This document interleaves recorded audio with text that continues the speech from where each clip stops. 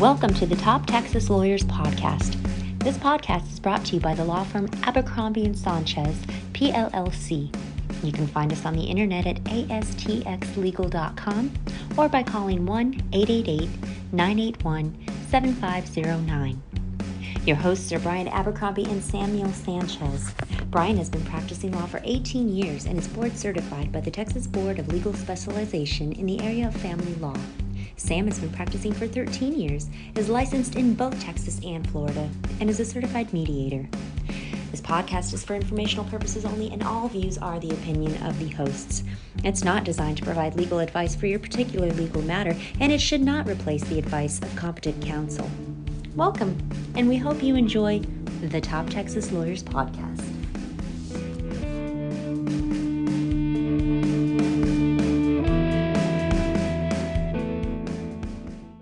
Good morning and welcome to the Top Texas Lawyers Podcast. I'm your host, Bryan Abercrombie, and with me as always is my co-host or the host, Supreme, or the one you really want to hear, Sam Sanchez. Sam, how you doing? I'm doing well. I'm the salt and pepper to your steak, right? You're more than just the salt and pepper. You're the rub, the A1 steak sauce, whatever the case may be that makes it good. I like it. A hot plate if we're going to Ruth's Chris or whatever. Oh yeah, the sizzle, the sizzle to the steak. So anyway, how you been? How are things? Not too bad. You know, it's nice coming out of this this COVID pandemic. You know, got vaccinated, so I feel like I'm a legal beagle. You know, I'm looking for my dog tag so I can wear it around. You know, a little bit. Everybody will know. Yeah, it feels good. Bill Gates nanobites or whatever they were talking about injected in my system or whatever. So they can tag me and tracked. Yeah, tag me and track me. They released me back out into the wild with my tag. So we'll see. No, I'm just I was tired of wearing the mask. I decided to go get the vaccine. Now it knocked me down for a little bit, but if it means you can travel, if it means you can start doing the stuff we normally do, I'd happily get poked in the arm. Agreed. Okay, so we got new intro music. Yes, let's talk about the intro music because it's very near and dear to your heart. I'm super proud of this boy. So you tell us about it. Sure. So the band is Crush Bouquet. My son is a part of that band. Helped write the lyrics and the music. Plays in it. Lead guitar. He's pretty phenomenal. So you'll start hearing that at the beginning of they've got a great album. It's out on anywhere you can download music. So check them out. Crush Bouquet. Check them out. They're coming. We're going to say we knew them when. That's right. We'll be repping them. We'll be going through the contracts for sure. So anyway, our topic du jour, our topic of the day is we're going to talk about the gray divorce or the silver divorce or the silver splitter or the diamond divorce. I've seen a number of different things that this is called. Diamond divorce is my favorite. That's pretty good. Silver splitter, I like that one. Silver splitter's good too. Yeah. Diamond divorce and silver splitter seem like they should be plays in a baseball game, not necessarily. Right, I'm the catcher. I'm going to throw you the two fingers. This is the silver splitter. Anyway, but the celebrity couple divorce of the week is a silver splitter. So it's on topic. It's a diamond divorce. It's a very, very diamond divorce. It's a majorly diamond divorce in the Bill and Melinda Gates divorce. They're calling it quits after 27 years of marriage. So that's a lot of money there. Yes. We told them we would probably have to pass on it this time just because, we're so closely tied to them and the foundation, but, we know they're going to get good representation. No, that's seriously a lot of money involved in that one. A lot of money. And now is, the further that you go into it, 27 years, most long-term marriages like that, so you're getting up into your 60s, 70s. We've got multiple of those types of clients. You've accumulated your entire life's wealth. Right. You talk about estate plans, you talk about businesses, you talk about corporations, partnerships, stocks, investments, retirements, real property. Just so much stuff gets wrapped up into those. And when you talk about a mega divorce, like, Jeff Bezos, obviously that was huge, but they're still fairly young. I mean, you're talking about Bill Gates, they're at the tail end of their careers. Yeah. So, that's something that we're seeing more and more. Right. So just a little statistics on this. I looked it up. In 2015, there's about 10 out of every 1,000 people are over the age of 50 getting divorced, which doesn't sound like a high number, but it's double what that number was in 1990. So in the past 20 years, it's gone up. It's doubled the rate of people getting divorced. And they say the number could be as high as 1 in 4, so as high as 25%. Now, that's not taking into account people that may have gotten married after the age of 50, because a lot of people are doing that. But Sure. they're saying basically the divorce rate for older adults getting divorced is double what it was just 20 years ago. So, well, and not only that, but with modern medicine and obviously the way we're eating, they said most people will live a solid 30 to 40 years after they turn 50. So right. if you think about it, and you're like, hey, we got married in our 20s, those types of marriages that last the full duration of someone's lifespan are very, very rare. And so we're just seeing more and more people. Yeah. To that point, on the survey, they're talking to people about what constitutes or what causes these divorces. And tell me where you've heard this before. Cited as one of the number one reasons, infidelity. So shockingly, over the age of 50, infidelity is one. Financial reasons, regrets about life decisions mainly, and wanting greater independence. So those reasons, what other demographic fits into those reasons? I think just about everybody getting a divorce, right? I think that's pretty much everybody. Yeah, at least that's from what we hear, right? That's pretty much right. I mean, there's a lot of a lot of under 50 people have those exact same reasons for wanting to split. But and you're talking about more discretionary income typically at that point in life. So if you look at it and you say, I've worked my whole life and now the kids are gone and I'm home and we've got all this stuff, and who are you? Who's the person who's next to me? And she wants to, go to the country club and you want to ride on your motorcycle. Right. Well, there's not a lot of crossing two ships in the night. And a lot of times people are just like, hey, I've still got good years in me and I don't want to spend it this way. So yeah, and over half of the gray divorces, or half of the silver divorces, are people that have been married over 20 years. So maybe they're just literally sick of that person. It took me 25 years, but I'm finally sick of them. Yeah, but another high profile silver divorce is Al Gore's one. Alan Tipper Gore is a big one. Yeah. Well, he invented the internet, so obviously that's a big right. one. Right. So yeah, it's a bigger deal now than it used to be, and there's the concerns for people that are going through this is that, of course, if the kids are out of the house, a lot of times there's not a lot of custody issues involved here. There might be a guardianship issue or something like that if you have a disabled child or something like that special needs. But the biggest thing is going to be that financial piece, and this is the stage in life where a lot of people have accumulated a lot of wealth.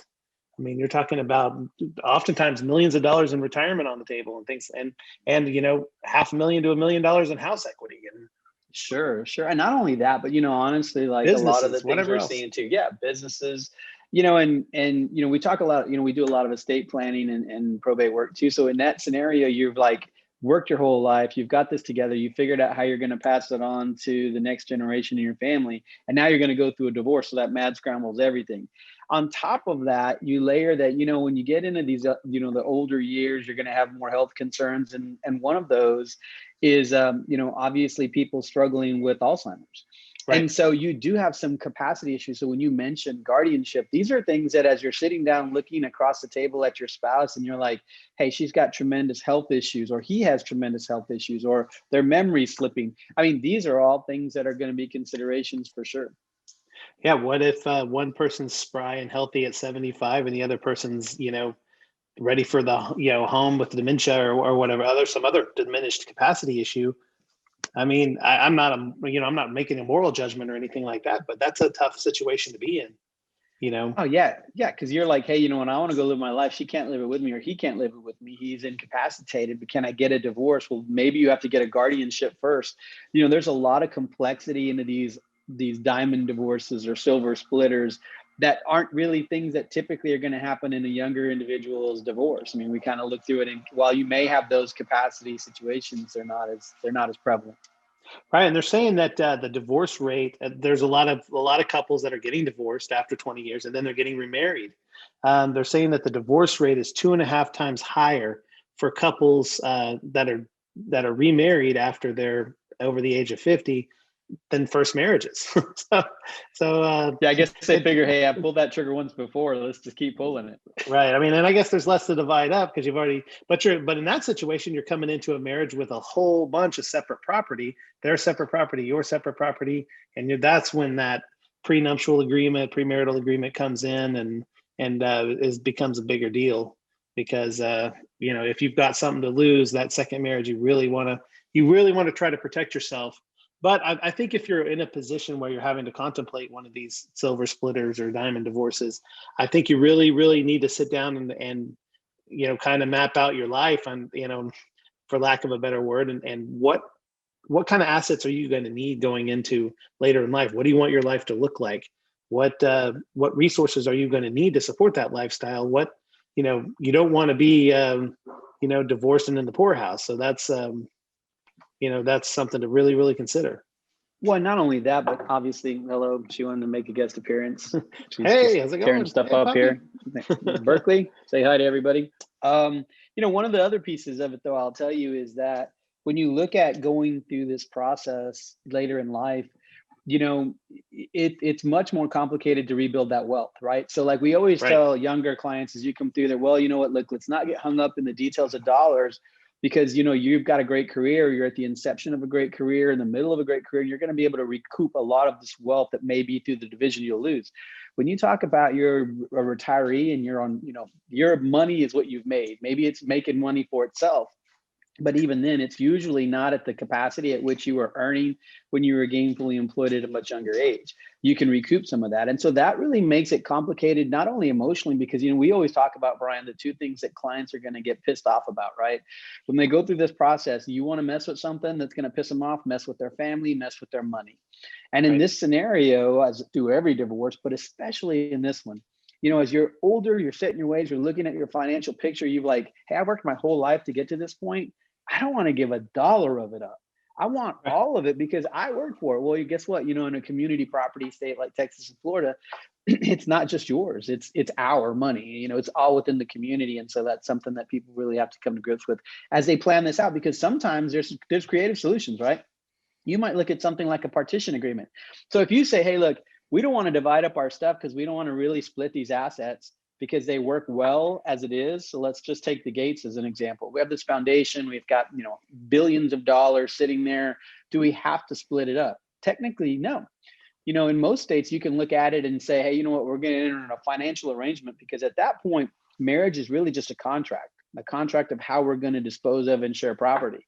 And so you can create all kinds of creative things that say, maybe we don't want to get divorced at this age, but we do want to live separate lives, and we don't want to have financial implications between one another. So are we splitting it? Yeah, technically yes, but in reality, no. So, there's a lot of things that these diamond divorces or silver splitters should consider as they're contemplating that, because there's a lot of creative things that an attorney can help walk you through that might be a good solution for you aside from a divorce. Right. Yeah, and that's that's a big deal. I mean, that's something that, and let's talk a little bit about if you have adult children and you go into one of these gray divorces, silver splitters.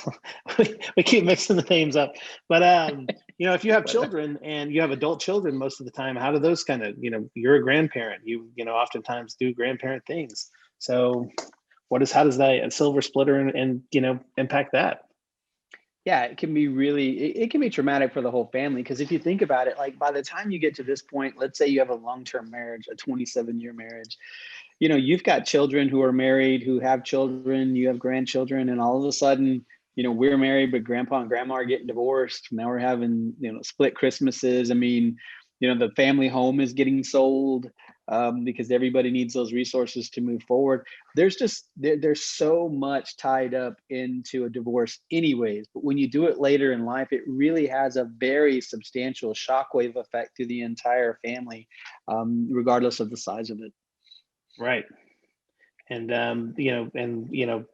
how do family events work at that point? How does, there's all kinds of different things that you got. Family barbecues change a little bit, Christmas changes for sure. They do. Absolutely. Yeah, but I will tell you that I've done a lot of these divorces here recently, more and more. which is why we're having this conversation.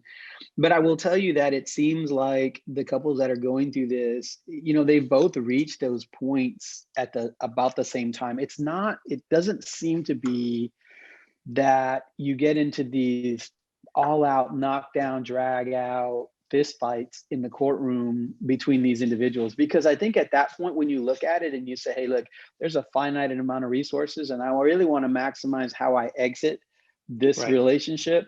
I think people are much more apt to kind of be sensible, try to apply business sense to a very emotional situation in these. Absolutely. And, there's support issues sometimes. If one spouse is still working and the other one's not, there could be support issues. And then you've got to be very cognizant of that. You got to be very cognizant of what you're getting out of the divorce and how that support issue could impact that. So if one person's, years away from retirement and one person's already retired, those kinds of things have an impact. Yeah, even if they're high wage earners, you're a high wage earner through life, but now you're retired. And so you're like, hey, we're drawing the benefits of that hard work and a life, the fruits of my labor through life. But now my spouse is a teacher, I'm retired. And she's like, hey, I need, post-divorce spousal maintenance, or flip it. He needs post-divorce spousal maintenance because she's retired and she had this great company and made, a bazillion widgets. In those situations, it's really complicated for courts because courts look at it and they have to say, okay, well, while there's a substantial amount of resources, they're finite and they're not replicable, at least not as easily replicable over years, because if you're 72 and 74 and you're getting divorced, you're at the tail end of your lifespan, very likely. Doesn't mean you couldn't live to 102 and 105. People do it all the time, more and more regularly. So how does that wealth, if it's not going to be, you're drawing Social Security, maybe a pension, which are very rare in this day and age, what do those funds look like and how do we do that? So courts are really dealing with very complicated long-term issues for individuals that before you never heard of that. Think back. I remember when I was a kid, like they would say like, gosh, they may hate each other, but they're married for life. They're stuck with each other. It just didn't happen when we were kids. Right. But now more and more, people are like, hey, I still got a whole lot of years left to live and, the capacity to live it. And so I want to make that move. Yeah. And then one thing is really important, I think, to sit down, and you kind of echoed on this, is to sit down with your attorney and really map out a game plan because you want to maximize the amount of efficiency on the dollars you're spending on the lawyer. You don't need to have the $50,000 or $100,000 divorce trial, I don't think. And if you're valuing complex assets, that's one thing, but it's probably best to sit down with the competent counsel and map through everything, get proper valuations on everything. If there's a personal business, get it valuated. Whatever it is, get it valuated, get it taken care of, so that you're properly making a decision armed with all the facts. And that's the biggest situation. There's so many more property issues on the table for people that are nearing retirement, that you really got. And look, if you get divorced at 50 or 60, you could live 30 years more. You could live 30 or 35, 40 years even. It's not unheard of in this day and age. So you're going to really have to make sure that you've got a plan together, whether it be with insurance, with health insurance, with retirement funds, with where you're going to live, with what, because the old way is, the old antiquated way, I guess it's not really the way anymore, is you work all your life, you buy a house, you pay it off when you're about to retire, you pay off your house, you retire, you've got your pension, you got your retirement, you live in your house, until you're called home to the pearly gates, right? And this pension or the retirement account, wherever the retirement plan with the company you work for carried insurance with it, and then you get on, Medicaid or whatever at 65, and you go on down the road. But that's not necessarily the case anymore. So when it's not the case, you've got to really plan for those sorts of things. What kind of potential health concerns do you have? If you have high blood pressure, you're going to have to maybe account for that. You're going to have to maybe account for what does my long-term health look like, and what is that liable to cost? Yeah, and when you look at that too, I would tell you even considerations like insurance, insurance coverage. So as an example, if you weren't the breadwinner, you were the stay-at-home spouse, the other party is the one who worked, who drew all the benefits, who has the pension, what does that look like? Because those benefits that you draw post-divorce might not be the same as what he's drawing or she's drawing. And some of them, I have clients who have phenomenal retirement benefits for health insurance coverage. And so if you look at it and you're like, well, if I get divorced, do I get to keep that coverage? Well, sometimes maybe for a short period of time through COBRA, maybe that's 18 months, maybe that's 36 months, depending on the situation. But if you're talking about, hey, I'm 62, I'm going to live to be 80 probably. And, this health insurance is really going to matter, as opposed to Medicaid, because it's phenomenal, or it's a great supplemental. I mean, these are all things that people are wrestling with that, when you're 35, you're like, I'll get my own coverage. I'm not really worried about it. But when you talk about getting an insurance coverage or insurance policy that's going to cover you with pre-existings when you're, over the age of 60, over the age of 50, now you're paying some serious dollars. And if somebody's retired, like when we're doing it before your retirement age, guys, and we're splitting up stuff, dollars in retirement accounts are not the same as dollars in bank accounts. Exactly. And so, but when you're talking about post-retirement, dollars are dollars, right? Because you can take those without penalty, just pay the taxes like you just made the money. So, these are things that are definitely, they complicate things. You definitely want competent counsel who understands kind of the financial situation and the best way to navigate it for you and for the estate. Yeah, they're saying that nowadays the baby boomer generation, which is our parents' generation, is about 50% of them are single, and whether that's through spouses passing away or divorces, but there's about a 50% single rate on baby boomers these days, which is I feel like that's an incredibly high number. That's crazy. That's insanely high. She thinks it's insanely high too. I just, and 1/3 of them are unmarried. So if you're looking to date, then silverfoxes.com may be the place for you to go. Well, exactly. Those, and honestly, think about the businesses that have sprung up that didn't exist. I mean, there's entire travel companies that, only let you travel if you're 55 or older. Yep. There's dating sites. There's communities. There's real property communities where you can only build in that community. Del Webb is one of them, right? Yeah, you're over 50.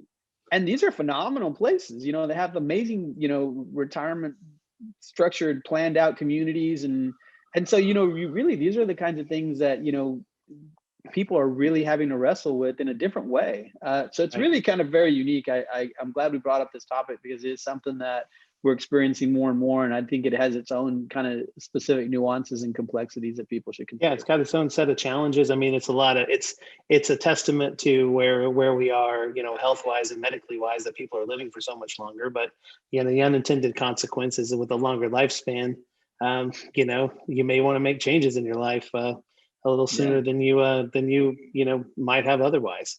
So one of the unintended consequences is, hey, if you don't like something at 50, there's still time to change it. So yeah, I think everybody should kind of understand that, nothing is set in stone when you're talking about like marriage, no matter the age. And I think the oldest that we've handled is I think it was 78 and 72. Well, I had a 91-year-old guy married to a 35-year-old once. Well, okay, there you go. That's a guy. That's a challenge, boy. I bet he was wore out. Well, that's why they have Viagra, right? He's like, I need a break, brother. I gotta get some time out. No, I mean, I think there's a lot of things, medically that help us live longer, and financially, there's people have been making a lot, really smart decisions. We talk about like challenges, like there's cryptocurrency, there's, real property investments with the way the market is going, that people are just turning serious, incredibly amazing amounts of profit and income into long-term estates. And so when they do that, it can change their lives. I always laugh, as a side note, but how many times, brother, have we represented somebody who came in and they're like, yeah, my wife or my husband went in and had weight loss surgery, and they turned into this, their best version of themselves physically, and now all of a sudden they don't want to be with me. They want, they're like getting chased around by all these people, and so they're like, oh, hey, life is great. I want to try the new stuff out there. I think the silver age group are kind of having that same scenario. They look tired around of the same cereal. Want the variety pack now. Yeah, they're like, hey, I've been doing this for a while, and it's time for another life. And really, if you think about it, people, you run 40 years into something, and then you go, hey, I got another 40 in me. I want to do something. There was Vince Vaughn movie. I remember he was they were selling like scooters to a retirement community, and they were talking about how much hooking up goes on in the retirement community. And I mean, if you think about it, it is, you know, it's a joke, but I mean, it's kind of true, because if you, like you said, they have these great communities where, you know, a bunch of single people live over the age of 50, and they're all in really good health, and you know, We're like, we can't get pregnant, and we're all in pretty good health, so we get tested all the time. So free for all. yeah, it becomes a free for all. So anyway, so how do they get in touch with you, Sam? If we need to, if somebody wants to talk to you about divorce, family law, estate planning, or probate, how do they get in touch with you? Absolutely. I'm in the Metroplex, the Dallas-Fort Worth area, also Miami. So you can reach me directly at 817-914-5470. You can email me at ssanchez@astxlegal.com, or you can find us on our website at www.astxlegal.com. And with me, you can reach me. I'm in the Houston and the Woodlands area. You can reach me at 281-974. I'm sorry, 281-374-4741. My cell is 214-724-6106. B Abercrombie at astxlegal.com. I'm also on the website. So reach out to us. We'll be happy to talk to you. And Sam, thanks for joining me today. We're going to keep kicking this thing around, and we'll have another topic for you next week. Yeah, it looks great. Can't wait to talk to you. And we'll let the music take us out from. Heck yeah, Crush Bouquet. All right, let's do it. Have a good weekend, Sam. All right, you too.